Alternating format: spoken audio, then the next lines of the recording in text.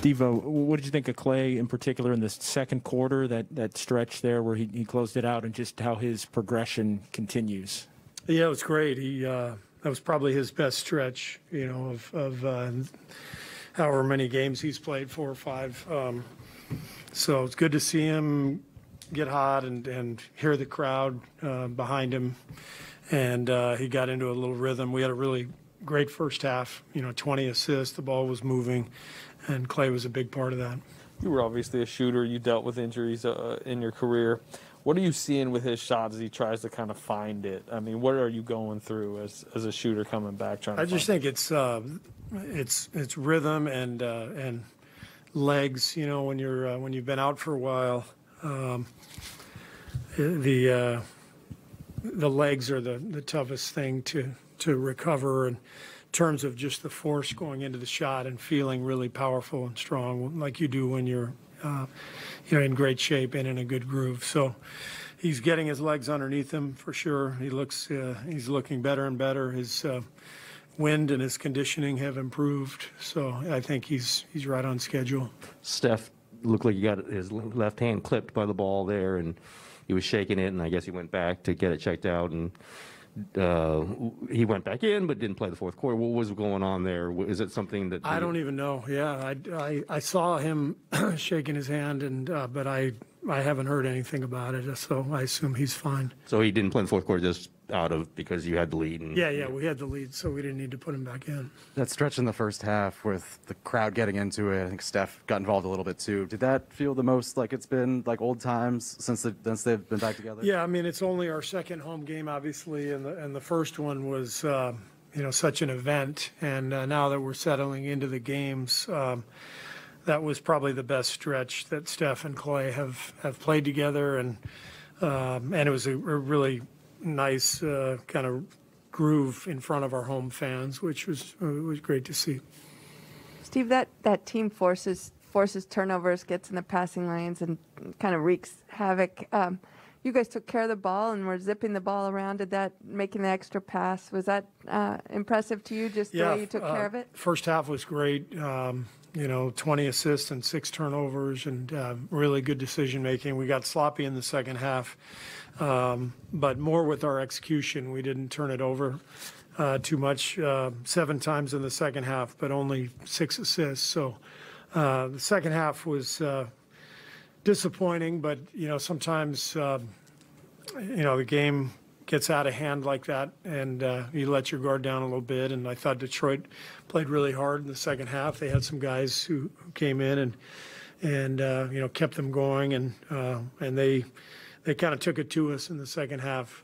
So we got to get a little better, but any win is a good win, and we can build off that first half and see if we can string together 4 quarters instead of 2. The 19 points from Wiggins, I think, are his most sharing the court with Clay. How are you seeing their chemistry come along? Yeah, I thought tonight was great. I thought Steph really kind of orchestrated everything while the 3 of them were out there. Steph was really patient. He had 8 assists and only 1 turnover, and seemed like he was getting both those guys the ball, and it all seemed very fluid and natural, so it's a great sign. What do you think of him coming in? Obviously, he had the 2 quick fouls. Did you think he got in a rhythm out there, and what did you see in his minutes when he was out there with Steph and Clay? Yeah, I mean, he did a lot of good things. He's so powerful, and he got 10 rebounds. He guarded Cunningham to start the game, and even though he picked up the fouls, I liked his intensity getting into the ball. I think over the course of the game, he settled in a little bit after the foul trouble, but J.K.'s coming along really well. He's starting to understand the rhythm and the patterns of the NBA game. He's executing the plays that we draw up. He's understanding the timing much better. So things are, they were disjointed when he was out there early in the season, and now things are much smoother, and that's a great sign. Steve, Clay's doing a lot more like dribbling, shot creation on his own than I remember anyway. Does that create more of a different role for him in the offense? Does it give you more options in how to use him?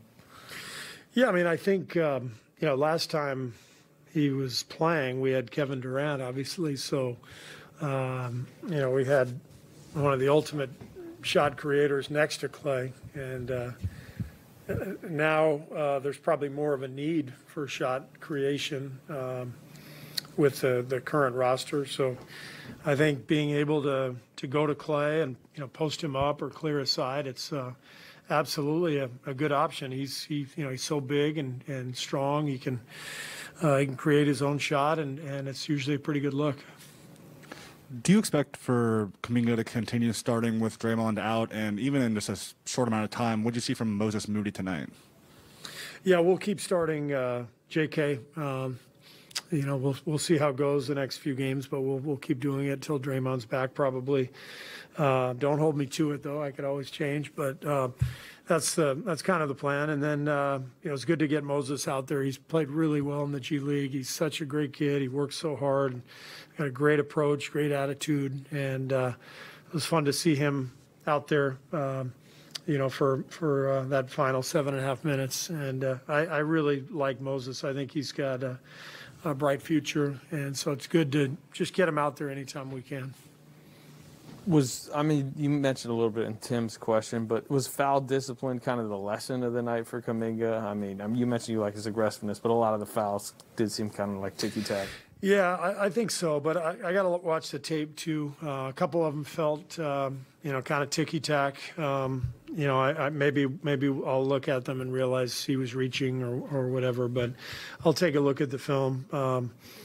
But I think at this point now for Jonathan, every night is a lesson, and there's a lot of little things for him to pick up on, whether it's our offensive execution. Maybe, he could be, like tonight, a couple of our out-of-bounds plays, he played the 5 instead of the 4, so he ran a different, route coming out of a timeout or off a side out of bounds. And little things like that are really important for him, because the more he's aware of, positional responsibilities, the more versatility he gives us. I was going to ask you, you mentioned